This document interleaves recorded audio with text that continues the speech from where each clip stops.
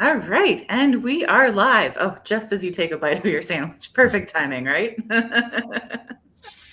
Awesome. Thank you so much for joining Tom and I. We are so excited to have this conversation. If you probably know me, hopefully. If you don't, I am Alison Ver Halen, owner and founder of AV Writing Services, content marketer, SEO strategist, branding and marketing strategist. Doing all of the things to help you build, attract, engage, and convert leads online. Tom, of course, is a sales guru who helps sales teams do their jobs better. Tom, I'm sure you can give a better intro for who you are and That what you was not too bad. Thank you so much, Allison. Yeah, Tom Latourette. I'm the managing partner of M3 Learning. At M3 Learning, we work on the mindset, the skill set, and the tool set, helping salespeople really get better at on their sales calls and helping sales organizations metric, measure, and motivate their sales teams better. And I'm excited to be here. This is a really fantastic conversation. This Mhm. space of kind of alignment of marketing and sales, really important. So thank you for having me, Allison. Yeah, thank you for doing this. I'm so excited. So I wanted to have this conversation because as a marketer, we see this all the time. There's a meme I see of like someone asking two people, "Are you two friends?" And marketing says yes, and sales says no. And I think that pretty much exemplifies our relationship, because marketing should be bringing in leads and sales should be closing those leads. So in theory, it's like the quarterback passing the ball to the receiver who then takes it for a touchdown, right? And yet instead they end up like they're on opposing teams instead of playing together to achieve the It's same so goal, interesting, right? Like in so isn't many it? organizations, there's these silos that are built up between the sales and marketing team. And, two teams that should be working like this Mhm. end up doing this. Yeah. And it's so fascinating. Yeah. Yeah, it's like the quarterback and receiver. Like you Yeah. can't do that if you're not looking at each other, if you're not checking in with each other, if you don't have that communication and that relationship built up. You have to do that groundwork so that it can work when you're actually on the field. Same thing with sales and marketing. You need that There's a great, communication. You need yeah. One of the things that I Go like ahead. to talk about in our training, Allison, is, if you think about Mahomes and Kelsey, I think they hold the record for the most touchdowns between, I think it's over 117 or some crazy number, and they're still going. Um, and, if you think about one of the questions I'll ask a sales group is, how many times do you think those two individuals have thrown that little 7 yard out pass where Kelsey turns, the ball's right there, and he lumbers into the end zone? Mhm. Um, they've they've scored 117 times, but they've probably thrown that pass over 1,000 times, maybe 10,000 times. Mhm. Practice, weekly, daily, monthly, yearly. I mean, they've been doing it enough. And the question I ask sales teams is, when do we practice our skills? Mm. And most organizations are practicing on the field of play instead of Yes. doing the strategic, intentional work that they need to Mhm. be doing together so that they're on the same page. It's fascinating. So I love the fact that you used a football analogy, because I think it really exemplifies the game's 3 hours long, Mhm. but most great football teams spend hundreds, thousands of hours preparing for that 3 hour Mhm. game. And I think a lot of organizations Mhm. struggle because they don't do the front end work to make sure that when they're interfacing with the customer, they're doing it in a intentional, proactive way. Mhm. Yeah, I don't know much about sports. I do know that much. And I know that every sports movie involves the team building, Yeah. getting them together to act as a team so that you've got that communication, you're going back and forth. And we don't see that. You and I were just talking about this before we went live. We don't see that in sales and marketing teams Yeah. as much. Where their sales is off doing their thing, marketing is off doing their thing. We hear this all the time. This joke of sales people talking about like marketing doesn't generate leads, or if they do, they're The crappy leads. leads are, the leads are horrible, blah, blah, blah. Yeah, all of that. And marketing's like, what are my salespeople doing? I'm giving them all of these leads. And Yeah. So either they're getting lost in the pipeline because, again, there's no communication, but so marketing has them and hasn't handed them off to sales, or they hand them off to sales and it's not a good lead, and marketing never gets that feedback. right. Like, yes, there are going to be times when they get crappy leads, and if they're doing that consistently, they need to know. Right. So that they know that that's a crappy lead, and they know why it doesn't work. They know how that client got there, that prospect got in the funnel, and they can adjust their content accordingly and their funnel accordingly, so they get more of those high quality leads. And then imagine if those leads are good and strong. Mm-hmm. Marketing team has done a really nice job of targeting the right people, and they create the conversation.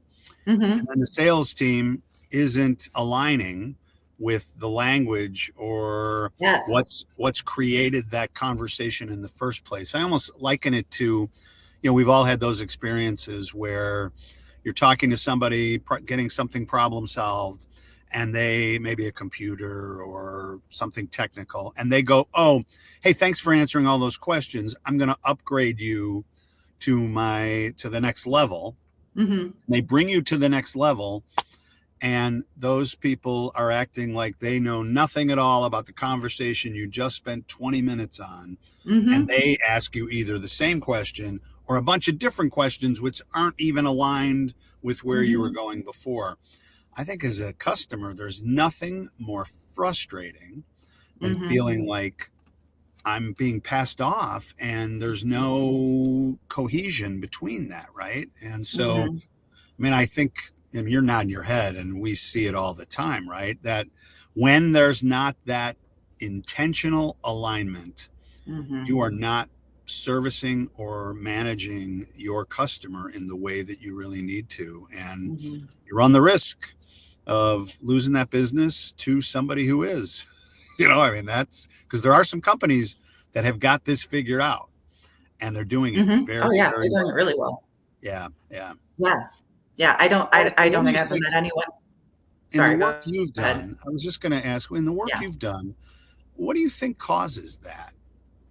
I mean, I've got some thoughts and ideas, but what are the things you're seeing that maybe cause that friction or the lack of understanding? Yeah, it's just the total lack of connection. It's the fact that marketing is doing one thing and sales is doing one thing, and they're getting different messages from leadership.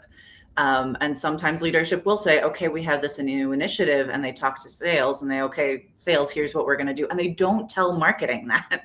Marketing, for some reason, is not included in these conversations. So marketing is still marketing the old initiatives. So they're bringing in leads who think they're getting one thing. And then when they go over to sales, sales goes, well, we are told we have this new initiative, so we have to push this new initiative. And that's where you get the customer going, wait, I had this one experience with this brand, and then once I get on the phone, I have it feels like a completely different company. And now all that goodwill and trust that you've built up with all of that content and marketing is lost in an instant. It takes so long to build that trust and that goodwill, and it takes a second to lose it. So is that something you think that's happening at the upper levels where it's not getting communicated down to the to the worker bees, or the folks who are actually out in the field, right, doing the work?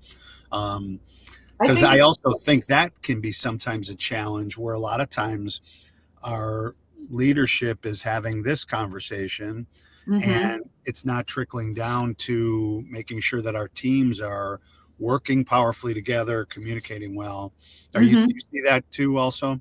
Yeah, I see that as far as leadership not communicating with marketing. Usually they do a better job of communicating with sales than with marketing. So either they're not communicating with marketing, or when they are, they're telling them something different than what they're telling sales, which makes no sense because, like we said, they need to be working together to achieve that same goal. So why are you telling them something differently? But I always come back to the communication between sales and marketing, which doesn't ever seem to happen. And I don't understand why, because if marketing has this great prospect and they can see, look, they clicked on this, they followed us here, and then they went here, and then they did this, and they've consumed this content, and now they're reaching out for a phone call. So now someone needs to know, if they're going then from there to sales, sales should be able to see, oh, I see you read this article. I see you watched this video. I see you attended our webinar.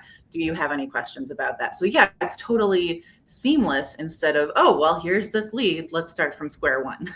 Yeah. And your prospect is on square 30.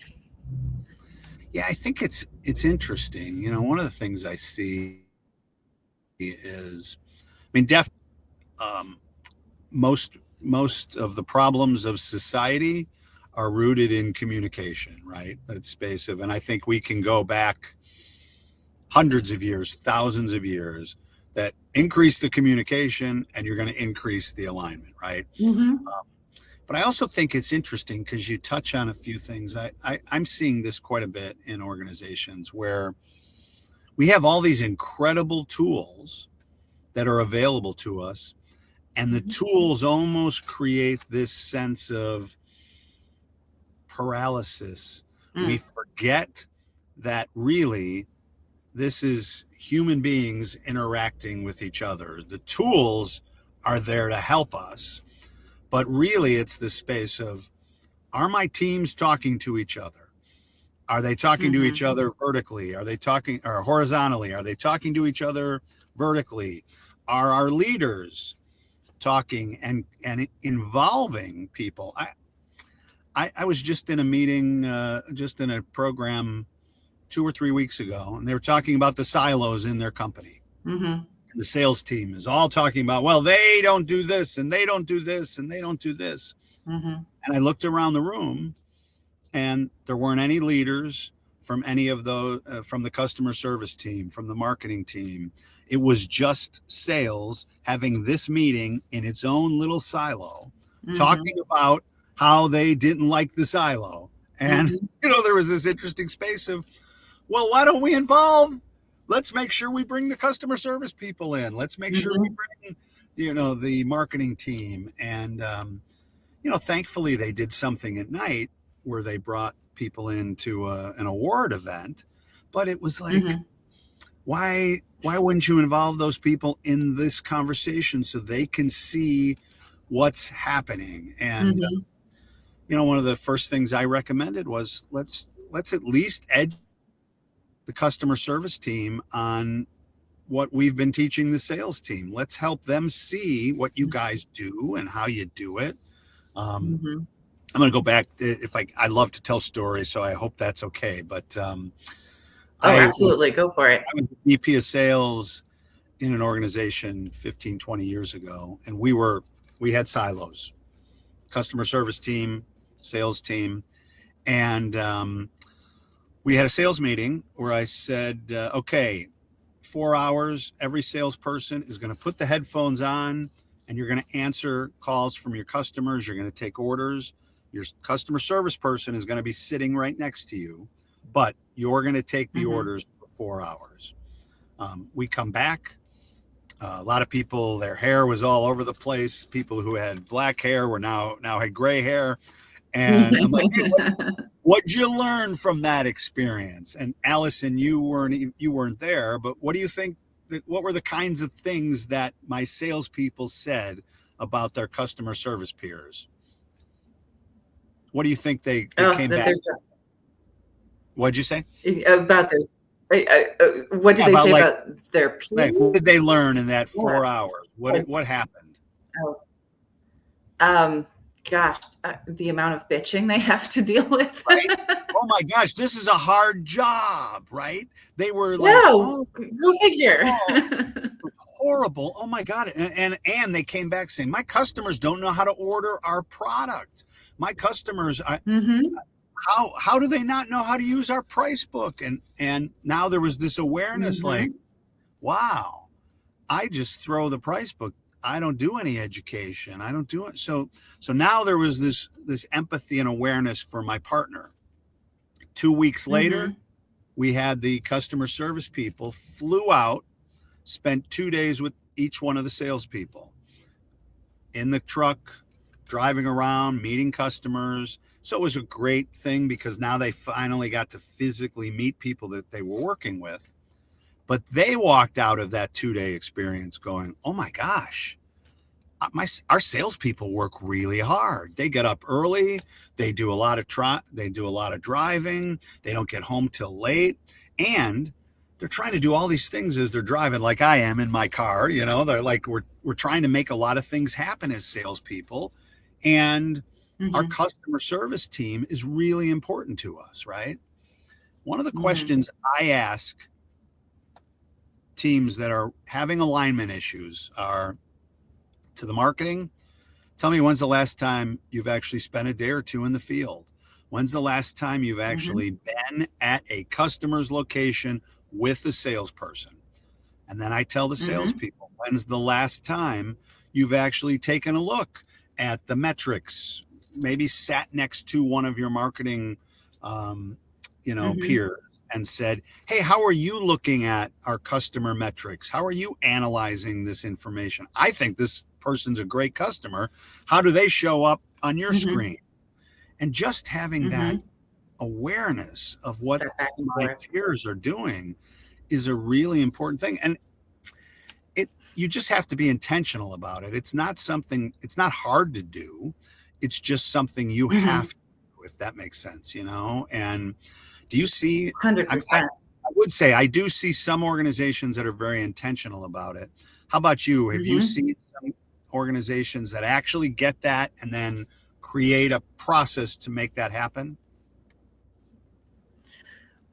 Yeah, I mean, the reason I came up with this workshop that I'm leading is because it's something that I see all the time as a solopreneur. So I do my own sales and my own marketing. So I have seen for myself when the content is there and it Yeah. nurtures and educates that lead, they literally sell themselves. I don't have to do anything on that sales call. So when I hear salespeople being like, marketing doesn't do anything, I'm like, what are you Yeah. What talking are you about? talking But about? the flip side is like, yeah, the flip side is like you said, marketing needs that information from sales. Because I do my own sales and marketing, I get these questions and Right. objections all the time talking to people. And every time I do, I go, I can do a video on that. I can do a blog post on that. So that content then is addressing those objections before they even get on the phone with me. So, like you said, if you have marketing that's only looking at the data, I love data. Data is great, but it can only get you so far. It can never be actually talking to that prospect and actually having those conversations, which sales is doing all day, every day. All So, the time. yeah, why isn't marketing talking to sales and getting that information so they can then create content that addresses it? And then again, tell sales, by the way, we have this thing that addresses it. So, this conversation you're having over and over and over again, what if you could just send them a link? And Right. say, here's the video we created on it. Here's the article we created on it. And now not only does that save you a whole bunch of time and headache, but now it positions you as a thought leader. It's like, oh, they wrote a whole Oh, article, which yes, I you just bring can up write an you bring article, up but a how many great point. do? I'm talking to a lot of salespeople, and they're like, "Yeah, I kind of use LinkedIn. I do this. I just don't post enough. That seems to be a Mm-hmm. lot of work. I don't post enough." Now, we all know salespeople. They're usually the A players who understand the critical importance of. They'll take a picture. We just delivered this truck. This customer's really happy. And they get that. But then Mm-hmm. 80% of the salespeople don't. And then the question I'll ask is, well, do you have a marketing team? And they'll go, oh yeah, our marketing team posts a lot of Mm-hmm. stuff. And I'll go, Do you why share don't we it? just, yeah, exactly. Why don't we just share the information that our marketing team has created? If we just got intentional about sharing that Mm-hmm. information, and then Mm-hmm. because then my 5,000 people in my network now see that. And so marketing's efforts go out. And if I've got 5, 10, 15 salespeople, and they just are intentionally sharing the product that marketing has created, companies have spent thousands of dollars to create these posts, these brochures, and we just aren't intentional about making sure they're shared. There's a Mm-hmm. one of the things we do. And that's why I'm so excited about working with you and kind of making this conversation happen is we sit down with organizations and we'll go, okay, let's help you actually create the stages of your sales process. So instead of just, Yeah. hey, let's go out and get it, there's a difference between what I do in stage one, what I do in stage two, what I do in stage three. But we really force Hmm. organizations to think about what are the activities I want my salespeople doing in each stage? What are the things they Hmm. need to give the clients? And what are the things they need to get back from the clients? Types of answers they need to get back? What are the things that, what are the homework assignments we need a client doing so that we know they're engaged as they move through the stages? But most Hmm. importantly, what are the tools we use in each stage? Now, that tool Hmm. involvement is the perfect place to involve a marketing team. Oh, here's what we're trying to Hmm. accomplish in stage one. How is the team using this tool? How's the team using the website? How's the team using our LinkedIn posts? How's the team using our brochures? Do we need to create a piece of literature? Do we need to create some communication tools that will help you in this stage?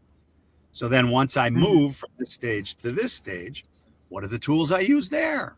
And what are the key questions? What are the key answers? And the more intentional and coordinated organizations get, the more Hmm. successful and quickly they're going to move things through a process, right? I think Hmm. about Allison, if I was to ask you on average, what do you think is the sales cycle for the majority of companies that you're working with? They start engagement here and they finally get an order here. What is that on average for you? Yeah, it varies widely depending on the company. I work with a lot of professional service providers. Yeah, So it tends to be a long buyer journey because you got to earn yeah, the trust. It's usually a hefty investment, and you're usually working with really sensitive material. So they're not going to hire just anyone. They want to make sure that they're talking to someone who they can really trust with their livelihoods in a lot of cases.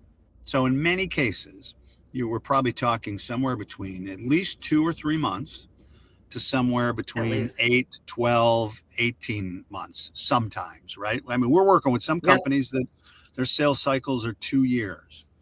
Now, my question would be to you, let's say whatever my sales cycle is, if I could reduce that sales cycle by 10 or 20%. So if it's a 4 month sales cycle and I can take 2 or 3 weeks off, if it's an 8 month sales cycle and I can take a month off, what's the impact of that in terms of revenue, in terms of margin, in terms of profit? Would you agree that that's a Hmm. fairly significant impact?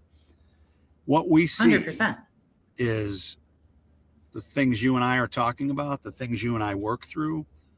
You create better fundamentals, and all of a sudden, Hmm. this starts moving back. And before you know it, you've taken a week off, 2 weeks, 4 weeks. Um, Hmm. I think sometimes we're the reason that our sales cycles are this long. I'll Hmm. do it. One of the exercises I'll do is let's say today was Tuesday. It's 10 o'clock. And the customer says, yeah, I want to take the next step. What's the next step? When do you think the average salesperson sets the next meeting, Allison? It's Tuesday at 10 o'clock. When do you think the average mediocre salesperson sets the next meeting? I would hope by the end of the day. You would hope yeah, exactly. You'd hope that's what it is. But would you agree most salespeople say something like, well, I'll tell you what, how about we get together early next week and and they do that because they don't want to be seen as that pushy That's salesperson. hopefully, yeah. There's this space of, oh, I don't want to be, I want to be somebody who's of service, right?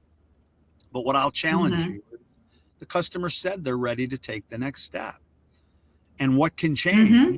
in the course of 2, 4, 5 days? And so we start Yeah. looking at, when you start looking at your sales process and you go, where are the spaces where my process has actually elongated my own process, right? Hmm. either my team not Mm-hmm. having access to the right information so that I can quickly give the customer, set the meeting up for the next day. A lot of times they'll go, Mm-hmm. well, I got to get my team to do this, and that's going to take us 2 to 3 days. And then nobody's going to want to meet with me on a Friday. So let's do Monday or Tuesday. But every single one of those steps starts adding time. And you Mm-hmm. think about how critically important that time is. And if we're aligned as a team and we get the customer goes, yep, I'm ready to take the next step. And you can say something like you Mm-hmm. just said, great, my team can be ready. We can make this happen so that, listen, we could maybe even have this done by the end of the week for you. The customer's going to look at Right? you in Why a wouldn't you? completely different way, right? Yeah. Mm-hmm. Because yeah, when you put it off until next week, they don't feel like a priority. Right. Yeah.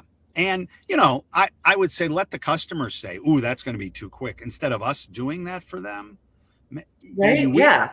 want to say, listen, my team can be ready within the next 12 hours. This is really important. You told me you needed to solve Mm-hmm. this. You told me this problem was costing you tens of thousands, hundreds of Mm-hmm. thousands of dollars. Mm-hmm. That's probably the other So let's thing. solve it. Yeah. See, to your point, that's one of the other things I think I see a lot is we don't do a good enough job in discovery, both marketing and sales. We don't do a good enough job Mm-hmm. of uncovering the pain, uncovering the Yes. reason the customer is reaching out to us in the first place. We're so enamored with, 100%. oh, let me tell you how great we are. Here's all of our satisfied customers. Here's the logos. Here's our team. Here's and blah, blah. And all we do is talk about us before we go, Alison, what's bringing you Mm-hmm. into this conversation? Why'd you look at our website? Why'd you pick up the phone? What Mm-hmm. is happening? Right. And what Mm-hmm. problem do you need to solve? And by when do you need to fix that? Mm-hmm. It's Mm-hmm. fascinating. Yeah, It's there's a saying, don't we all over your website, where you talk about we do this and we do that and we help such and such. And it's like, yeah, no one cares. right. That's not why they're there. Yeah. Our founder Well, this used to has been awesome. Go say, ahead. take a look at a company's introductory deck and Mm-hmm. it'll tell you what they're focused on. Because the first 5, 6, 8 slides are all Mm-hmm. we're weeing all over. And it isn't until you Mm-hmm. get to slide 8 or 9. Oh, and by the way, these are the problems we solve. Right. And so, Mm-hmm. Wow. excuse me. Well, this has been awesome. I could do this all day with you, but we have other things to get to. So Right. I will let you go.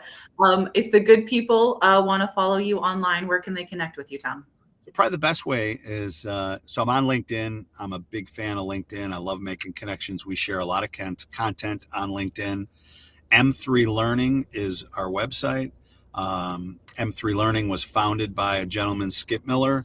Skip's written 7 sales and sales management books. Sadly, Skip passed away 2 years ago, but I'm proud to be able to, he changed my world 25 years ago when I hired him. I was a VP of sales, and he, transformed the way I think about sales and sales leadership. And I'm blessed to be able to carry that philosophy on to sales and marketing teams throughout the country. And and I'm looking forward to having even more of these types of conversations, Alison. Yeah, we definitely need to do this again, because we can have so many more conversations You about almost this. feel like we only And I, of course, scratched the tip of the iceberg, right? I know Yeah. it is a big iceberg. Yes. I, of course, am here on LinkedIn all the time. If you follow me, you probably know that. I'm also on YouTube, Alison Ver Halen, content marketer. And my website is AV, as in my initials, Alison Ver Halen. That is avwritingservices.com. Tom, thank you so much for doing this. Oh This my was gosh, so much Alison, fun. this was great. Thank you so much. All right. See you all on the internet.